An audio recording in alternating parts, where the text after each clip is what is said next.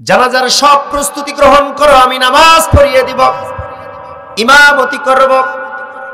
ইমামতি করার জন্য আল্লাহর নবী, বিশ্ব নবী, মায়ার নবী সামনের দিকে এগোচ্ছে, এক পা দুপা করে জানাজার ময়দানে আগাচ্ছে।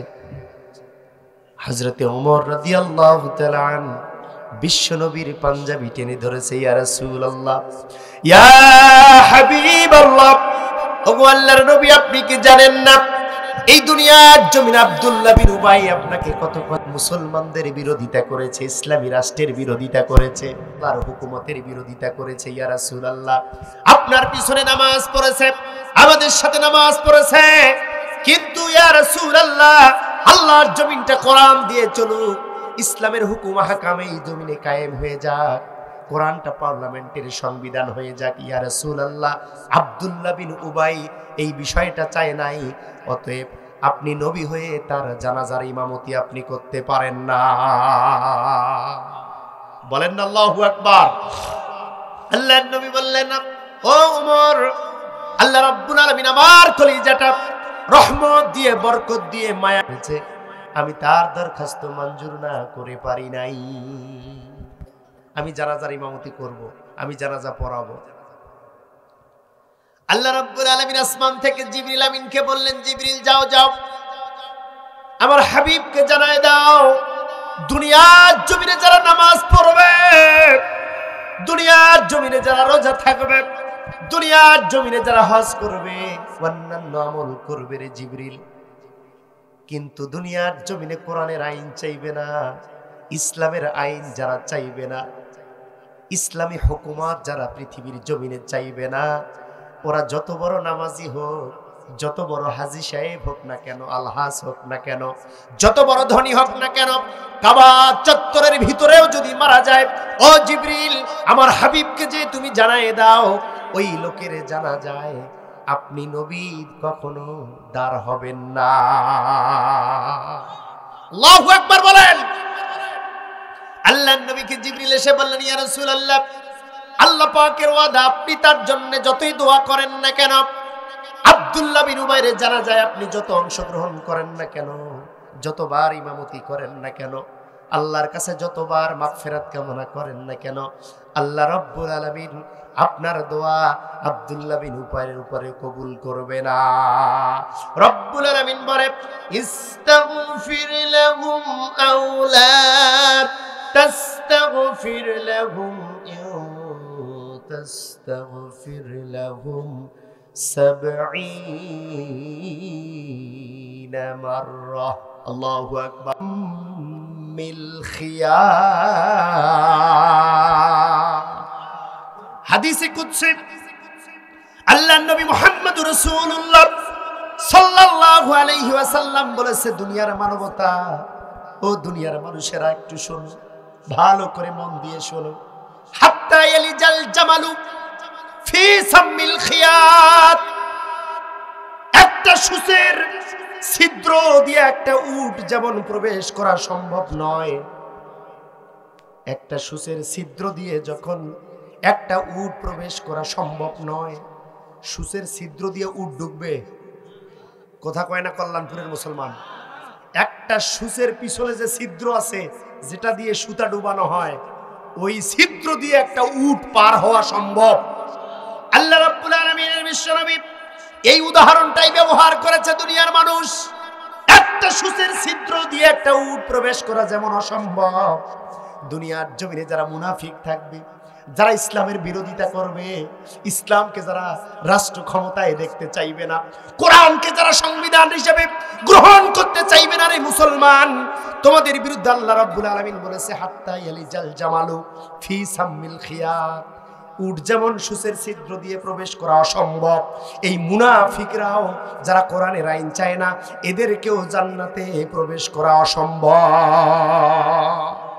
বলেছে বিশ্বনবী মুহাম্মদুর। কখনো চিন্তা করেছেন যে একটা ছিদ্র দিয়ে উট যাবে? এটা কেন ইমাজিন, এটা কি কল্পনায় আসে? কোন মুনাফিক যারা কোরআনের আইন চাবে না, ইসলামী আন্দোলন বিজয় লাভ করুক, এটা যারা চাইবে না, আল্লাহর নবী বলেন তারাও জান্নাতে প্রবেশ করবে, এটাও অসম্ভব। তার মানে তারা জাহান্নাম ছাড়া তাদের কপালে আর কোনো উপায় নাই। আওয়াজ দিয়ে বলেন কথা ঠিক না ঠিক? ও দুনিয়ার মুসলমানেরা, এখন অনেক বান্দা বান্দি আছে, এখনো আল্লাহর অনেক মাখলুক আছে, আল্লাহ রাব্বুল আলামিনের অনেক বান্দা বান্দি এখনো আছে, বাংলার জন্য মুসলমানদের সাথে বসবাস করে, মুসলমানদের স্বামী স্ত্রী হিসেবে এখনো বসবাস করে, কিন্তু মুসলমান হওয়ার পরে কোরআনের আইন চায় না। বাংলার জমিনে তারা কোরআনের আইনের বিরোধিতা করে। এইরকম মুনাফিক বাংলার জমিনে যারা থাকবে তারা কখনো জান্নাতে যাবে না, তাদের কপালে অবধারিত জাহান্নাম। অতএব আগামী দিনে প্রত্যেকটা মুসলমান কোরআনের রাজ প্রতিষ্ঠা করার আন্দোলন করা ছাড়া বিকল্প আর কোন রাস্তা খোলা নাই। আওয়াজ দিয়ে বলেন কথা ঠিক না ঠিক? There is no way, there is no opportunity, কোনো রাস্তা খোলা নাই, আপনার যাওয়ার আপনার থাকার কোনো সুযোগ নাই। একটা মাত্র সুযোগ আছে, সেটা হচ্ছে কোরআনের পথ, কোরআনের মত। আল্লাহ তুমি কবুল করো, বলে আমিন। আল্লাহ পাক কোরআনের পথে, কোরআনের মতে আমাদের সব ভাই বোনদেরকে আগামীতে আল্লাহ তুমি কবুল করো, বলি আমিন। আরো জোরে বলেন আমিন। সম্মানিত আমার দিনী ভাইয়েরা, যারা আমরা বলছি কোরআনের সাথে রাজনীতির কোনো সম্পর্ক নাই, আল্লাহ নবী বিশ্বনবী মুহাম্মদ রাসূলুল্লাহ সাল্লাল্লাহু আলাইহি ওয়াসাল্লাম বলেছেন, মাম্মা তারাজুলুন, একজন মানুষ যখন মারা যাবে, ওয়া দাফানা ফি কবরিহি, এবং তাকে দাফন করা হবে কবরের মধ্যে, জাআল মালাআব, একজন ফেরেশতা কবরের মধ্যে আসবে, ওয়াসুফিরা ফিল মাইয়িতি, আর ওই মাইয়িত ব্যক্তিটাকে, মৃত ব্যক্তিটাকে উঠে বসাবে, ওয়াসুইলা সালাসা, এবং তিনটা প্রশ্ন তাকে করবে। আওয়াজ দিয়ে বলতে হবে কয়টা? একটা মানুষ যখন মরে যাবে, দাফন করা হবে, একজন ফেরেশতা কবরের ভিতরে এসে তাকে উঠে বসাবে, বসানোর পরে তিনটা প্রশ্ন তাকে করা হবে। ফার্স্ট অফ অল, মার রব্বুকা, what is the creator of you, তোমার সৃষ্টিকর্তা কে, তোমার রব কে। সেকেন্ড প্রশ্ন, ওয়ামান দীনুকা, what is the religions of you, তোমার ধর্ম কি, তুমি কোন দলের লোক ছিলা, তোমার দলটার নাম কি ছিল, এটা প্রশ্ন করবে। থার্ড অফ অল, তৃতীয় নম্বর প্রশ্নটা হচ্ছে, ওয়ামান হাজার রাজুল, what is the person of you, ওই মানুষটাকে যাকে তুমি চেনো নাকি, ওই মানুষটাকে কি তুমি চেনো। আল্লাহ নবীর ছবিটা সামনে নিয়ে এসে বলা হবে, ও মাইয়িত ব্যক্তিটা, ও মৃত ব্যক্তি, তুমি উঠে বসো, এই মানুষটাকে চিনো নাকি একটু বলো। দুনিয়ার জমিনে এই মানুষটা কি তোমার নেতা ছিল? বলেন প্রশ্ন কয়টা? সবাই বললেন না, কয়টা? ও ভাই, আমার ভাষা বুঝতে কোনো সমস্যা হয়? বুঝতে পারছেন তো ইনশাআল্লাহ? ভাইরা আমার, তিনটা প্রশ্ন কবরের মধ্যে করা হবে। তোমার সৃষ্টিকর্তাকে তুমি কার বিধান মেনেছো, দুনিয়ার জমিনে তুমি কার বিধান মোতাবেক চলেছো। 2 নম্বর প্রশ্নটা হচ্ছে, তোমার দুনিয়ার জমিনে আদর্শটা কি ছিল। এই কথা বলো না, সাইলেন্স, কিপ সাইলেন্স, সিট। 2 নম্বর প্রশ্নটা হচ্ছে, তুমি কোন দলের লোক ছিলা, তোমার দিন কি ছিল, তোমার দলটা কি ছিল। 3 নম্বর প্রশ্নটা হচ্ছে, তোমার দলের নেতা কে ছিল, এই মানুষটা কি তোমার নেতা ছিল নাকি। আরেকবার কষ্ট করে বলেন প্রশ্ন কয়টা? কবরের মধ্যে 3টা প্রশ্ন। 3টা প্রশ্নই হচ্ছে রাজনৈতিক প্রশ্ন। বলেন আল্লাহু আকবার, চিল্লায় বলেন আল্লাহু আকবার। কোন মানুষকে কবরের মধ্যে জিজ্ঞেস করা প্রথমে হবে না, তুমি নামাজ পড়েছো নাকি, তুমি যাকাত দিয়েছো নাকি, প্রথমে এই প্রশ্ন করা হবে না। তুমি যাকাত দিয়েছো নাকি, হজ করতে গেছো নাকি 7.5 লক্ষ টাকা খরচ করে, এই শীতের মৌসুমে তুমি কম্বল দান করেছো কিনা, এটা প্রথমে প্রশ্ন করা হবে না। ভাইয়েরা আমার, ও বেলকুচি কল্যাণপুরের মুসলমানেরা, আজকে সাদ্দাম হুসাইন জিহাদি আপনাদের সামনে বলে যায়, কান খুলে শুনে নেন, কবরের মধ্যে আপনি আমি যাওয়ার পরে প্রথমে কখনো জিজ্ঞেস করা হবে না তুমি নামাজ পড়েছো, রোজা রেখেছো, হজ করেছো, যাকাত দিয়েছো নাকি, এইরকম কোনো প্রশ্ন প্রথমে করা হবে না। প্রথমেই প্রশ্ন করা হবে, তুমি কার বিধান মেনেছো, কোন দলের লোক ছিলা, আর তোমার নেতা কে ছিল। চিল্লায় বলেন আল্লাহু আকবার। এই তিনটা প্রশ্নই হচ্ছে রাজনৈতিক প্রশ্ন। আর বর্তমান জামানার নতুন নতুন মুনাফিকের বাচ্চা মুনাফিকেরা বলতে শুরু করেছে ইসলামের সাথে কোরআনের সাথে রাজনীতির কোনো সম্পর্ক নাই। চিল্লায় বলেন নাউজুবিল্লাহ। তার ইসলামের কোনো জ্ঞান আছে? সে তো কোরআন পড়তে পারে কিনা এটাও সন্দেহ। মুখে তো আল্লাহর হস্তে এক ফোঁটা দাড়ি নাই, আছে না নাই? মিডিয়া সামনে পাওয়ার পর যা ইচ্ছা তাই ইসলামের বিষোদ্গার করতে এখন এই মুনাফিকদের কলিজা কাঁপে না। ও মুসলমান কথা বলেন ঠিক না ঠিক? তুমি মরে দেখো কবরে যে প্রথম তিনটা প্রশ্ন তোমাকে করা হবে, এটা আমলের প্রশ্ন না রাজনৈতিক প্রশ্ন? তুমি মরে দেখো। তার নামটা বলতে চাই, বাংলার জমিনের নতুন নাস্তিক তৈরি হয়ে গেছে। আমি বলতে চাই মির্জা ফখরুল ইসলাম আলমগীর, তুমি যা মন্তব্য করেছো, ইসলামের সাথে যে ব্যবহার করেছো, আগামীতে এই ব্যবহার যেন তোমার কাছ থেকে আমরা আশা না করি। যদি এরকম কোন মন্তব্য আগামীতে তুমি করো, বিএনপির মতো একটা আদর্শ দল থেকে তোমাকে ঝাড়ু পিটা করে বিদায় করে দিতে বাধ্য হবে। বলেন কথা ঠিক কিনা? বিএনপিকে আমরা শ্রদ্ধা করি, আমরা ভালোবাসি। তারা এই বাংলার জমিনে অনেক ত্যাগ তিতিক্ষা করেছে, অনেক সংগ্রামের মধ্য দিয়ে এতদিন তারা টিকে আছে। তোমার মতো নাস্তিকের কারণে, দুই একটা মন্তব্যের কারণে এই বিএনপির ভাবমূর্তি যেন ক্ষুণ্ণ না হয়, এই জন্য এখনই বিএনপির উচিত হবে এই নাস্তিককে লাথি মেরে বের করে দেয়া। এই মতের পক্ষে আপনারা কে কে আছেন হাত তুলে দেখো।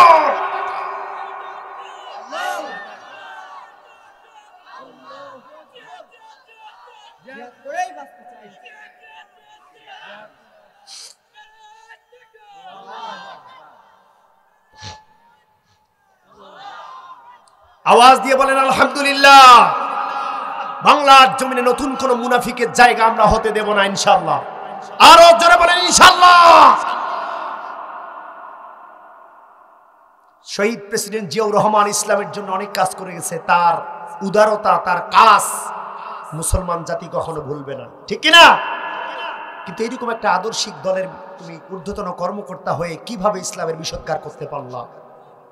আমরা রিকোয়েস্টের সুরে অনুনয় করে বিনয় করে তোমাকে পরামর্শ দেব, তুমি জাতির সামনে মাপ চাও। মুসলমানদের কাছে সরি বলে মাপ চেয়ে আল্লাহর কাছে তওবা করো, নতুবা তোমার মৃত্যু কিন্তু ঈমানি মৃত্যু হবে না। কারণ তুমি কোরআনের বিরোধিতা করো নাই, তুমি ইসলামের বিরোধিতা করো নাই, তুমি নবীর বিরোধিতা করো নাই। কোরআনের বিরোধিতা করা মানে আল্লাহর বিরোধিতা করা, নবীর বিরোধিতা করা মানে আল্লাহর বিরোধিতা করা, দ্বীন ইসলামকে গালি দেয়া মানে আল্লাহকে গালি দেয়া, কোন আলেম ওলামাকে গালি দেয়া মানে আমার আল্লাহকে গালি দেয়া। অতএব তুমি আমার আল্লাহকে গালি দিয়েছো, তোমার তওবা করা ছাড়া তোমার কপালে আর কোন রাস্তা খোলা নাই। বলেন কথা ঠিক না ঠিক? তোমাকে নিয়ে আমরা আর কোনো মন্তব্য করতে চাই না। তোমার জন্য এই সাজেশনটাই যথেষ্ট হয়ে যাবে, যদি তোমার মাথার ভিতরে ঘেলু থাকে, ঠিক কিনা মুসলমান ভাইরা আমার? বারবার আমরা বলতে চাচ্ছিলাম বাংলার জমিনে কোনো নাস্তিক, কোনো মুনাফিক যেন আর কোনো ষড়যন্ত্র না করতে পারে। এজন্য আমাদের সবাইকে সচেতন হয়ে থাকার দরকার আছে না নাই? আরো জোরে বলেন আছে না নাই? আল্লাহ রাব্বুল আলামিন এর বিশ্বনবী মুহাম্মদ রাসূলুল্লাহ সাল্লাল্লাহু আলাইহি ওয়াসাল্লামের জন্য বলেছে, হাত্তা ইয়ালিজাল জামালু ফি সামিল খিয়াম। এই মুনাফিকরা কখনো আল্লাহর জান্নাতে প্রবেশ করবে না, তাদের স্থান হবে জাহান্নামের চৌরাস্তা। কোথায়? আল্লাহর নবী বলেছেন, ইন্নাল মুনাফিকিনা ফিদ দারকিল আসফালি মিনান নার। আল্লাহ পাকের মাধ্যমে আল্লাহর নবী আমাদেরকে জানাই দিয়েছে, মুনাফিকদের স্থান হবে একেবারে জাহান্নামের নিচতলায়। কোথায়? আওয়াজ দিয়ে বলেন কোথায়? জাহান্নামের নিচতলায় হবে। এর উপরে কাফের থাকবে, এর উপরে মুশরিক থাকবে, এর উপরে নাস্তিক থাকবে, এর উপরে হাসিনা থাকবে, এরপর তার চাল চাল মুন্ডালা থাকবে, এরপরে যারা আওয়ামী লীগ করে তারা থাকবে, এরপর ইসলাম বিদ্বেষী যত উপর শক্তি আছে সবাই জাহান্নামের একটার পর একটা তলায় থাকবে। কিন্তু সবার নিচে থাকবে মুনাফিক। কারা থাকবে? সবাই মুনাফিক। যারা কোরআনের বিরোধিতা আচরণ করছে সবাই মুনাফিক। আল্লাহ নবী মুহাম্মদ রাসূলুল্লাহ সাল্লাল্লাহু আলাইহি ওয়াসাল্লাম বলে গেছে। আল্লাহ পাক মুনাফিকি আচরণ থেকে আমাদেরকে মাফ করুন। আরো জোরে বলেন আমিন। ভাইরা আমার, গেছে এক ব্যক্তি, পানি পড়ার জন্য গেছে। হুজুর, আমার মেয়ের বাচ্চা হচ্ছে না, আজকে 2 দিন থেকে ব্যথা, গর্ভের ব্যথা উঠেছে, বাচ্চা প্রসবের ব্যথা হয়েছে। ও হুজুর, বাচ্চা প্রসব হচ্ছে না, আপনি একটু পানিটা ফুঁকে দেন, আমার মেয়ের বাচ্চা যেন তাড়াতাড়ি খালাস হয়ে যায়। আল্লাহু আকবার। হুজুর পরামর্শ দিয়েছে, এখন আমার ফুঁকে আর কাজ হবে না, তুমি এদিকে আসো। তুমি কয়েকবার শয়তানের নাম নিবা, ওই গ্লাসের মধ্যে ফু দিবা, আর 1 সপ্তাহ পর ফেরাউনের নাম নিবা, ওই গ্লাসে ফু দিবা। তার কয়েকদিন পর নমরুদের নাম নিবা, ওই গ্লাসে ফু দিবা। তার কয়েকদিন পর আবু জেহেলের নাম নিবা, ওই গ্লাসে ফু দিবা। তার কিছুদিন পর নতুন নব্য যারা জাহেল হয়েছে আর এতদিন যারা আওয়ামী লীগ করেছে তাদের নাম নিবা, আর ওই গ্লাসের মধ্যে ফু দিবা। এরপর ওই গ্লাসের পানিটা গর্ভবতী মেয়েকে খাওয়াবা, তার গর্ভ থেকে যেটা বের হবে সেটা হবে হাসিনা। সেটা হবে কে? তার মানে হচ্ছে হুজুর বুঝাইতে চাচ্ছে, বাবাজি, নমরুদ যত অপরাধ করে গেছে, ফেরাউন যত অপরাধ করে গেছে, আবু জেহেল যত অপরাধ করে গেছে, তার সমস্ত অপরাধকে হার মানায় দিয়েছে এই নাস্তিক মহিলা হাসিনার। এত বেশি অপকর্ম হয়ে গেছে, সব নাস্তিককে পিছনে ফেলে সে ফার্স্ট ক্লাস ফার্স্ট অর্জন করেছে। বলেন কথা ঠিক কিনা? এমন কোন অপরাধ নাই যে অপরাধটাই নাস্তিকের বাচ্চা নাস্তিক করে নাই। বলেন কথা ঠিক না বেটি? ফলাফল কি? ফলাফল হচ্ছে তার বাবার মাথার উপরে উঠে মানুষ পেশাব করে দিচ্ছে। পেশাব করার পর আবার তাকে চুববাচ্ছে পানি দিয়ে। দেখেন নাই আপনারা? এটা হচ্ছে ফলাফল। এতদিন মানুষের উপরে জুলুম করেছিলা, কলিজার ভিতরে মুনাফিকি আচরণ লুকায় রেখেছিলা, মানুষের চোখের সামনে বলছিলা আমি তাহাজ্জুদ পড়ি, আমি ফজর পড়ি, কোরআন তেলাওয়াত দিয়ে দিনের কাজ শুরু করি, তসবিহ জপন করি। কিন্তু আল্লাহর কসম করে বলি, 5 আগস্টে যখন বঙ্গভবন তছনছ করে খুলে সব কিছু পাওয়া গেল, কিন্তু কোরআনের কপি পাওয়া যায় না। কোন জায়নামাজ পাওয়া গেছে? কোন তসবিহ পাওয়া গেছে? তার মানে কি সব পাওয়া গেল, ভিতরের পেটিকোটটা পাওয়া গেল, কোরআনের একটা কপি পাওয়া গেল না। তুমি মিথ্যাবাদী, তুমি মুনাফিক, তুমি এতদিন মুসলিম জাতিকে ধোঁকা দিয়েছো। বলেন কথা ঠিক কিনা? এতদিন মানুষের সিম্পেথি অর্জন করার জন্য, ভোটের ব্যবসা করার জন্য, মানুষের সিম্পেথি ভালোবাসা অর্জন করার জন্য, 41 সাল থেকে টিকে থাকার জন্য, তুমি মানুষের মস্তিষ্ককে মাথাকে ওয়াশ করে দেওয়ার জন্য মানুষকে ফাঁকা বুলি শুনিয়েছ, মানুষের মস্তিষ্ককে ধোঁকা দিয়েছ। মুসলমানদের ভোটে নির্বাচিত হয়ে থাকার জন্য তুমি মানুষের সাথে ভালোবাসা পাওয়ার চেষ্টা করেছো, আর তুমি মানুষের সামনে ফাঁকা বুলি দিয়েছ। তুমি মুসলমানদেরকে বলেছো তুমি নামাজ পড়ো, আল্লাহর কসম তুমি মিথ্যাবাদী বলেছো। তুমি তাহাজ্জুদ পড়েছো, এটা মানুষের সামনে বলেছো, আল্লাহর কসম তুমি একজন মিথ্যাবাদী। তুমি বলেছো তাসবিহ পড়েছো, তুমি মিথ্যাবাদী, তুমি মুনাফিক। এটা 5 আগস্টের দিনে ছাত্র জনতা জাতির সামনে এটা পরিষ্কার করে দিয়েছে। বলেন কথা ঠিক কিনা? মুনাফিকদের শেষ ফলাফল কখনো ভালো হয় না। ভালো হয়? তোমাকে কে বলতে বলেছে যে তুমি তাহাজ্জুদ পড়ো? এটা কেন বললে জাতির সামনে? তুমি আমল করো, সেটা তোমার ব্যাপার, ভালো কাজ। ফজরের নামাজ পড়ে দিনের কাজ শুরু করো, ভালো কাজ। এটা জাতির সামনে বলার কি দরকার? তার মানে তুমি কিচ্ছু করো নাই। এই মুসলমানদের খালি ভোট নেওয়ার জন্য, রায় নেওয়ার জন্য, ভালোবাসা অর্জন করার জন্য মুনাফিকি আচরণ তুমি দেখিয়েছো। বলেন কথা ঠিক কিনা? আর মুসলমান জাতিরা, সূর্য সন্তানরা, ছাত্র জনতা সেটা 5 আগস্টের দিন জাতির সামনে উন্মুক্ত করে দিল। আর এই মুনাফিকদের শেষ পরিণতি হচ্ছে তার বাবার মাথার উপরে পেশাব করে দিয়ে পানিতে চুবানি। এটা বাকি ছিল। এটা কি ছিল? এটা বাকি ছিল। সম্মানিত ভাইরা আমার, আমি আর 1 মিনিটের মধ্যে আরেকটা গল্প বলে আমি আমার তাফসিরের ভিতরে ঢুকে যেতে চাই। ভাইরা আমার খেয়াল করেন, ওটা আসবে।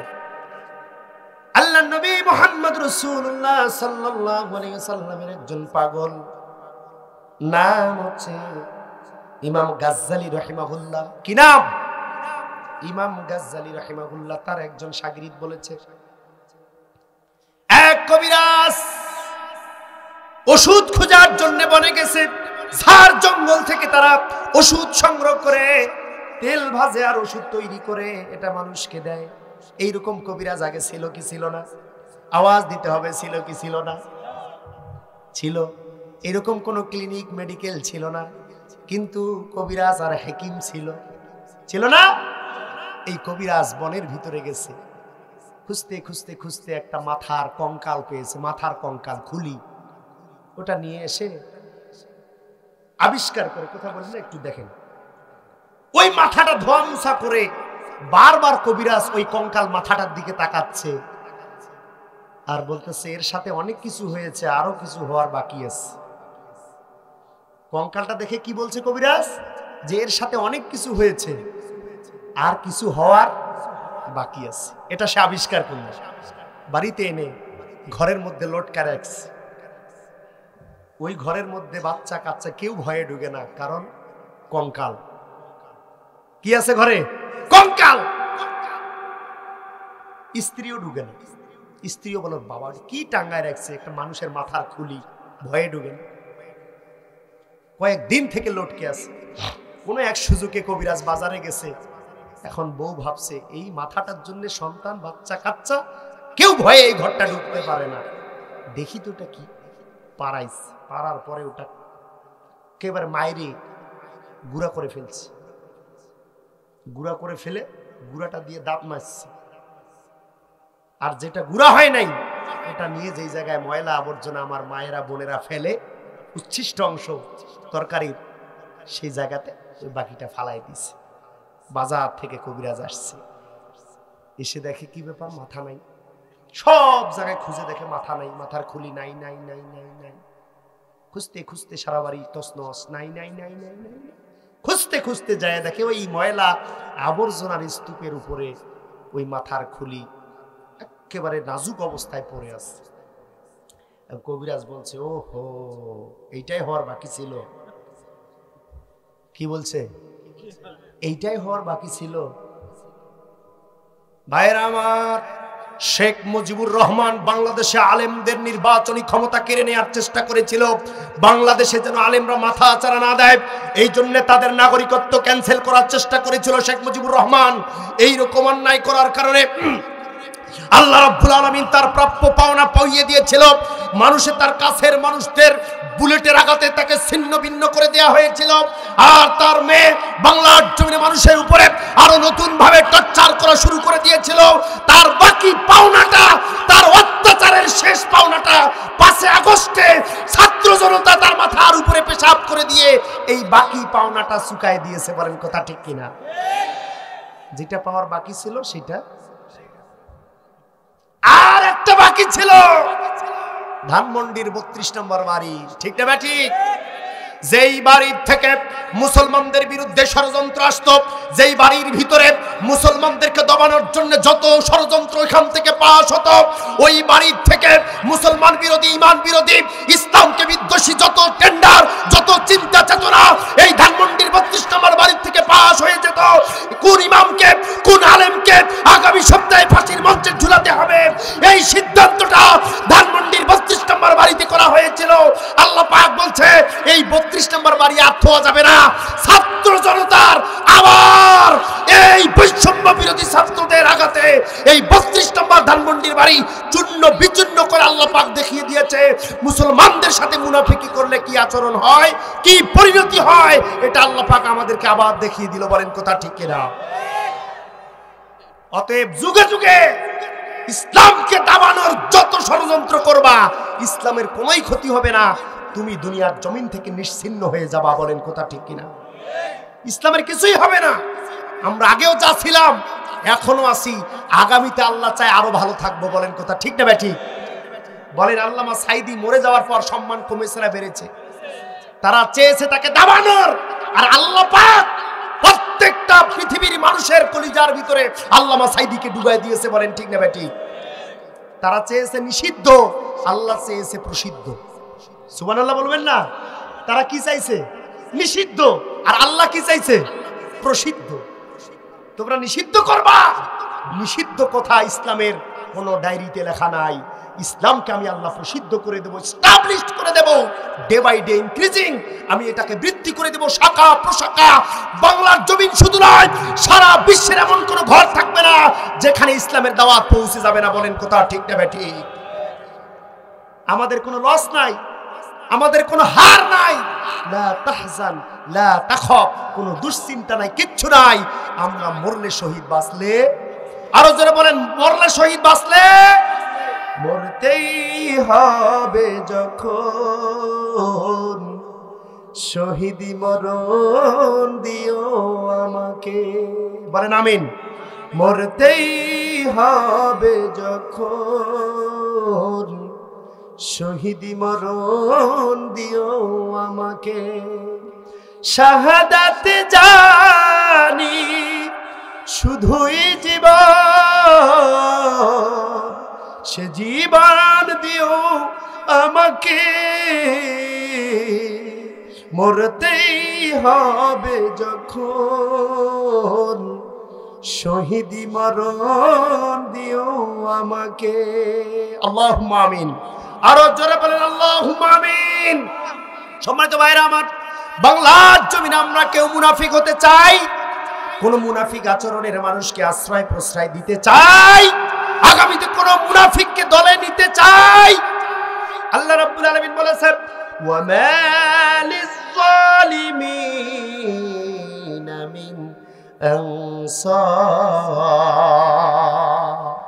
দুনিয়ার জমিনে যারা জালিম হবে, মুনাফিক হবে, এদের কোনো সাহায্যকারী তারা পাবে না। বলেন পাবে? কোনো সাহায্যকারী পাবে না, তাদেরকে সাহায্য করার জন্য কেউ আসবে না। ধানমন্ডির ৩২ নম্বর বাড়ি গতকালকে যখন ভাঙা হয়, একজন মহিলা এসেছে বাঁচাবার জন্য। আল্লাহ রাব্বুল আলামিনের ফেরেশতার মতো দলে দলে যুবকেরা মহিলাকে এমন পিটুনি দিয়েছে, হাড় গুটায় লেজ গুটায় পালাতে বাধ্য হয়েছে। কারণ তুমি জালিমের সাহায্যকারী হবা, মুনাফিককে সাহায্য করার জন্য তুমি আসবা। আল্লাহ বলেছে, ওয়া মা লিয-যালিমিনা মিন আনসার, আমি জালিমদের মুনাফিকদের কোনো হেল্পার সাহায্যকারী দুনিয়ায় আমি রাখবো না। ওই বাড়ি ভাঙতেছে আর তুমি বাঁচাবার জন্য আসবা? Impossible, quite impossible.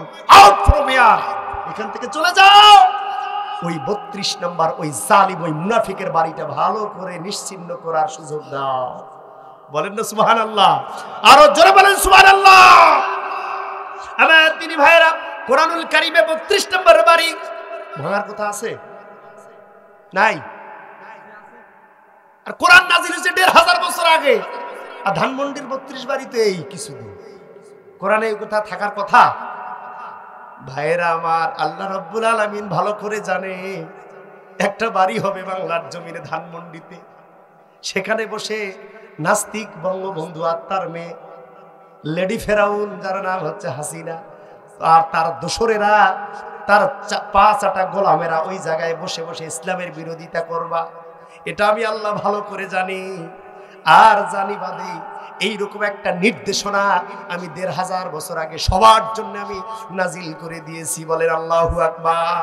রব্বুল আলামিন কোরআন কারীমে বলেন, ফাতিলকা বুয়ুতুহুম খাবিয়াতাম বিমা যালামু। আল্লাহু আকবার।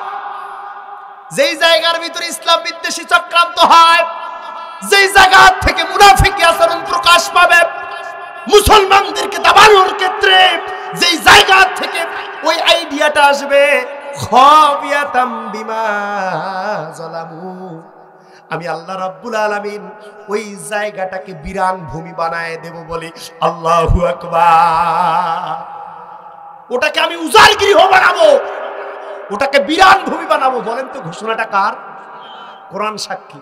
খাবিয়াতাম বিমা যালামু, যেই জায়গা থেকে জুলুম আসবে, ইসলামকে দাবানোর পরিকল্পনা আসবে, যেই সংসদ থেকে, যেই জায়গা থেকে মুনাফিকি আচরণ আসবে, ইসলাম বিদ্বেষী কার্যকলাপ আসবে, সেই জায়গাকে আমি খবিয়া বানাবো, বিরান ভূমি বানাবো, উজাড় গৃহ বানাবো।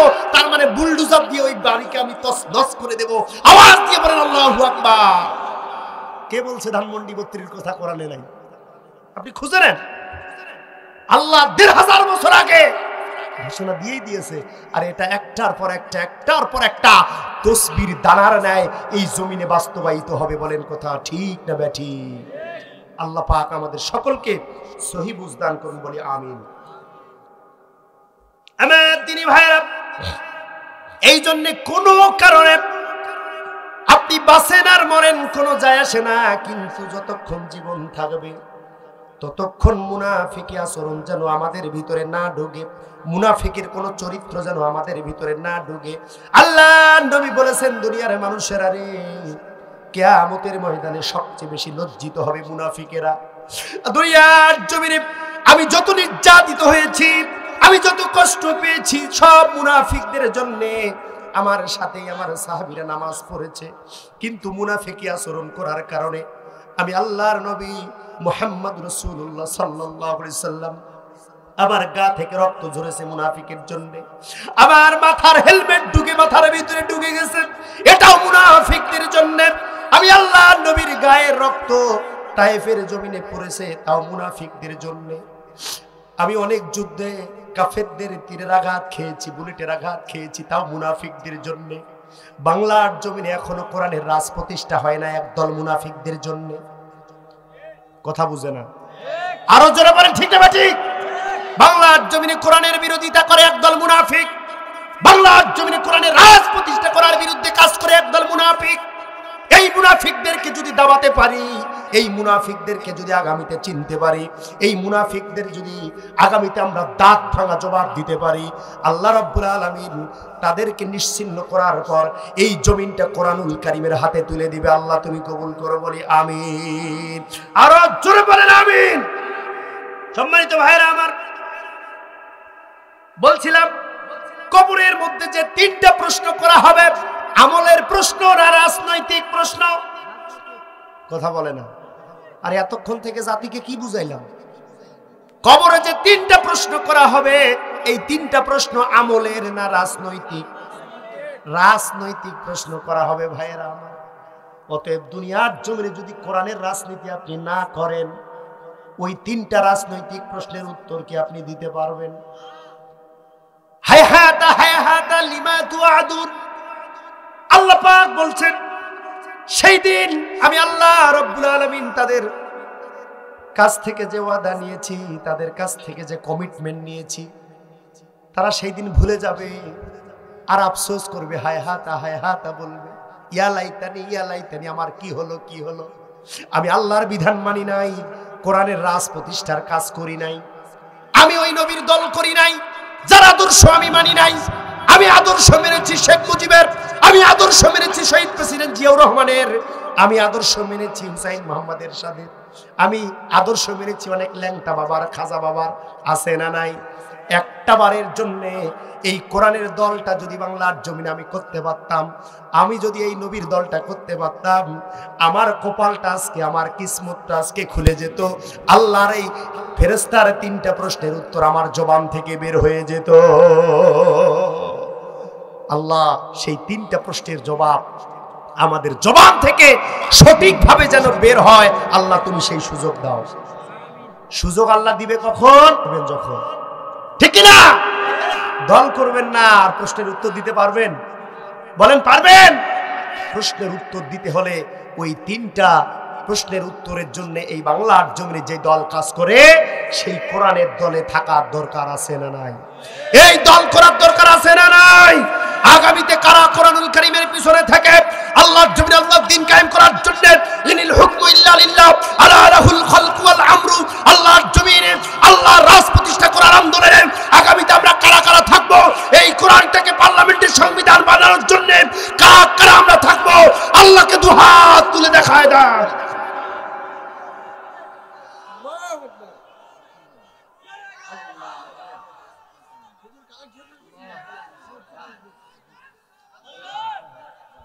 হাত নামান, বলেন আলহামদুলিল্লাহ, চিল্লায় বলেন আলহামদুলিল্লাহ। সম্মানিত ভাইরা আমার, তাহলে বলছিলাম একটা ছাত্র যখন পরীক্ষা দেয় 100-র মধ্যে 33-এ পাস। কতর মধ্যে? 100-র মধ্যে পাস কত? 33-এ পাস। 33 যদি না পায় সে ফেল। 33 যদি নাই, ওটা 32-এর খাওয়া আছে। ও 32 থাকলে কি আর না থাকলে কি? কথা কয় না? আমাদের পাইতে হবে কত? 33। ওখানে 32-এর বেল আছে। ও বারা থাকলো কি আর না থাকলো কি? ওখান থেকে কোরআন বিরোধী আইন পাস হয়েছে, আর ও ঘরের মায়া আমাদের কলিজার ভিতরে থাকার দরকার আছে। আমরা আলহামদুলিল্লাহ পড়ি, সবাই আলহামদুলিল্লাহ পড়েন। আল্লাহ যা করে মুসলমানদের মঙ্গলের জন্যই করে, ঠিক কিনা? অতএব আগামী দিনে নতুন নাস্তিকরা শিক্ষা গ্রহণ করো। এইরকম কোন টেন্ডেন্সি যদি লালন করো, মুনাফিকি আচরণ তোমার কলিজায় যদি থাকে, আল্লাহর কসম করে বলি তাদের থেকে করুণ পরিণতি কিন্তু তোমার সামনে অপেক্ষা করছে। অতএব বি কেয়ারফুল, বি কেয়ারফুল, সতর্ক হয়ে যাও। ইসলামের বিরোধিতা করে কোনো লাভ নাই, কারণ এই ইসলামের মালিককে, আরো জোরে বলেন মালিককে। ইসলামকে তো বিজয় আল্লাহ দান করবেই, হয় তুমি থাকো আর তুমি না থাকো, ইসলাম বিজয় লাভ করবে, হয় তোমাকে নিয়ে হয় তোমাকে ছেড়ে। তুমি আমি যদি ইসলামের ওই তরিতে উঠতে পারি, আল্লাহ পাক আপনার আমার জীবনকে উজালা বানায় দিবে। বলি না আলহামদুলিল্লাহ? আল্লাহ পাক কবুল করুন, বলি আমিন। সম্মানিত আমার দ্বীনি ভাইরা, আল্লাহ পাক রব্বুল আলামিনের বিশ্বনবী মুহাম্মদ রাসূলুল্লাহ সাল্লাল্লাহু আলাইহি ওয়াসাল্লাম বলেছেন, মান বানাল্লাহু বাইতান বানাল্লাহু বাইতান ফিল জান্নাহ। এই দুনিয়ার জমিনে যে আল্লাহর ঘর তৈরি করার সহযোগিতায় এগিয়ে আসবে, আল্লাহ তার জন্য জান্নাতে ঘর বানাবে। কোথায় বানাবে? জান্নাতে। এই দুনিয়ার জমিনে যারা আল্লাহর ঘরের সহযোগিতায় এগিয়ে আসবে, আল্লাহ তার জন্য ঘর নির্মাণ করবে জান্নাতে। আমরা কি জান্নাতে ঘর চাই? আরো জোরে বলেন ঘর চাই। আল্লাহর এই ঘরের জন্য আমি মুসাফির, আমি অসুস্থ, আমি একজন মাজলুম। গতকালকেও একটা মাহফিলে আমি বলেছিলাম, আমার গায়ে আমার শরীরে এখনো গুলির দাগ আছে। অনেক রাত আমাকে কারাগারে থাকতে হয়েছে। অতএব আমি সেই দিক থেকে একজন মাজলুম, আমার দোয়া কবুল অবশ্যই হবে। আরেক দিক হচ্ছে আমি মুসাফির, 300 কিলোমিটার জার্নি করে আপনাদের কাছে এসেছি, আমার দোয়া কবুল হবে দুই কারণে। অতএব আমার হাত থেকে আমি আজকে আপনাদেরকে সাথে নিয়ে দোয়া করব, আল্লাহ পাক যেন আপনাদের ভাগ্য পরিবর্তন করে দেয়, বলি আমি আপনাদের কাছে এই মসজিদের জন্য একটু উদাত্ত আহ্বান জানাচ্ছি। এটা কে দিলেন? কি নাম?